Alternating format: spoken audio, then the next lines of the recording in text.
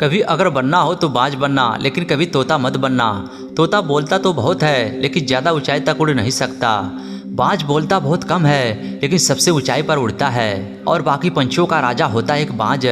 आज मैं आपको 5 ऐसे पॉइंट्स बताऊंगा जो कि हर इंसान को बाज से सीखना चाहिए और लाइफ की बहुत बड़ी लर्निंग है इन 5 पॉइंट्स में। पहला लेसन है, ईगल फ्लाई अलोन है। बाज अकेले उड़ता है और बाकी पंछियों के मुकाबले सबसे ऊंचाई पर उड़ता है।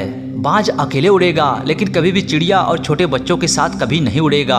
बाज या तो हमेशा बाज के साथ उड़ता है या फिर अकेले उड़ता है। इससे हमें ये सीख मिलती है कि छोटी सोच वाले लोगों से हमेशा दूर रहें और अकेले रहो, क्योंकि यही वो समय है जब खुद को जानने का असली मौका मिलता है।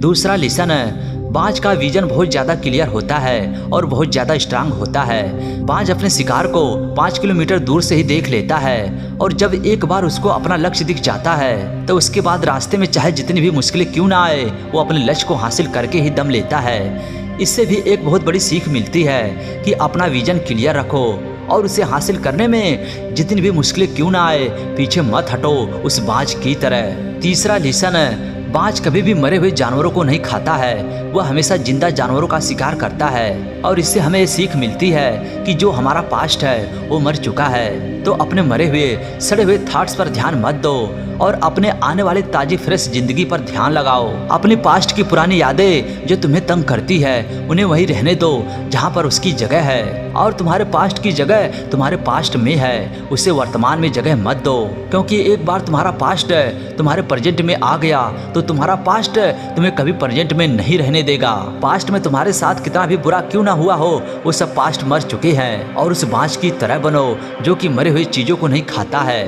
फोर्थ लेसन है, जब आंधी तूफान आते हैं तो बाज बहुत ज़्यादा एक्साइटेड हो जाता है। जब बारिश होती है तो सारे पक्षी छिपकर बैठ जाते हैं, लेकिन बाज को बड़ा मज़ा आता है। जब तेज हवाएं चलती है तो बाज उन हवाओं के सहारे और तेजी से ऊपर की ओर उड़ता है और ऊपर उड़ते उड़ते इतना ऊपर चला जाता है कि बादलों से भी ऊपर पहुंच जाता है। और इससे भी एक बहुत बड़ी सीख मिलती है कि मुसीबत में मजा ढूंढो।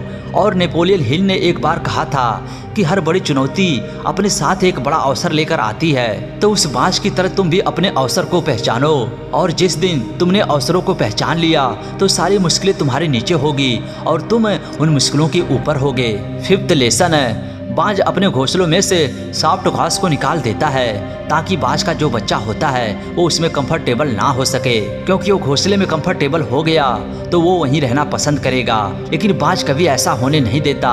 बाज एक पक्षी है और उसे भी ये बात पता है, देयर इज नो ग्रोथ है इन कंफर्ट जोन है। लेकिन हम तो इंसान है ना, और इंसान होने के बावजूद भी कई सारे लोग इस बात को समझते ही नहीं है। आप जितना ज़्यादा कंफर्ट जोन में रहोगे आपकी लाइफ आने वाले टाइम में उतनी ज़्यादा अनकंफर्टेबल हो जाएगी।